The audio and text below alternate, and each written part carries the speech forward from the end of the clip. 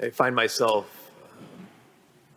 whether it's, my own personal prayer or when I'm meeting with people in appointments, I return over and over again back to kind of like the starting point of the fact that we're created for love, like to be loved and to receive love. We're created by love, right? God.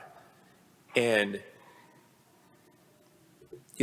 so like even like just having that as the starting point, like even like hearing things and like watching things on the news and like your mind, or my mind can go like think of, man, like how is this, this craziness here? The starting point is always love, right? That this person or this person is created for love, to be loved, to love others. And oftentimes, right, we act out of the spot, either being wounded from lack of love, but we're acting from the spot of to be loved and to love others. So like that is just, I'm returning back to that over and over again of like just this being the starting spot, that it's the core of everything. It's what we're made for. It's what we desire. It's what we want, to be loved and to love others. And you see here, in the final discourse, the Last Supper, John 15 now, continuing from yesterday's reading, he turns to the disciples and he says, as the Father loves me, so I love you. So the Trinitarian love, which is from the beginning, precedes the beginning of time, God who always was, always is, and always will be, that love that he has with the Son that spirates a third person, the Trinity, the Holy Spirit, he's saying that love, as the Father loves me, I also love you. And then he's just saying, remain in that spot. Remain in my love. And the fruit of that, as he says the 2 verses later, the fruit of love is what? Joy.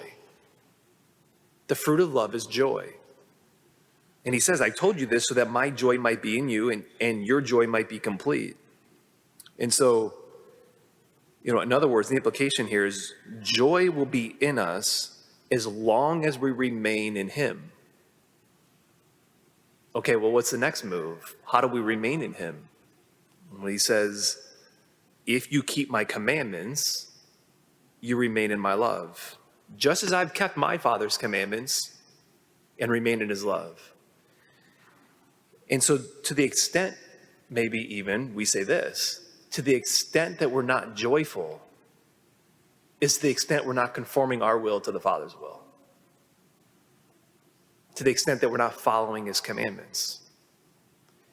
And, I was reading something Pope Benedict wrote yesterday, or he didn't write it yesterday, I was reading it yesterday, and he was talking about the danger of the denial of our creatureliness. As soon as we deny our creatureliness, it just opens the floodgates to misery. Right? Because why? So the movement towards self-autonomy, us creating ourselves, us creating the framework in which to live, that I can create the framework to live in, that's putting ourselves as the creature. So Benedict's it's right on. It's right on to the movement that Adam and Eve made in the garden. The minute you and I deny our creatureliness, we take upon the framework of reality upon ourselves. But here's the problem. There's a framework of reality of which the divine and God makes, that is set. There's this framework of reality, and it's God's commandments. And so as we veer off of that, either in our own lives or as a society, we don't remain in his love. And if we don't remain in his love, Jesus says we don't have joy, and it's not complete. And so maybe even just for us today, an assessment as we turn to the Eucharist, an assessment is to look at our interior joy. And per Jesus's words here in the final discourse, as we do an assessment of the joy, abandonment of God's will and his commands right, is directly tied to a lack of joy. And so we want to remain in his love, and we can remain in his love. And we have an opportunity to unite ourselves here and to receive him, to enter into communion with him here, with receiving the Eucharist, and to give him thanks.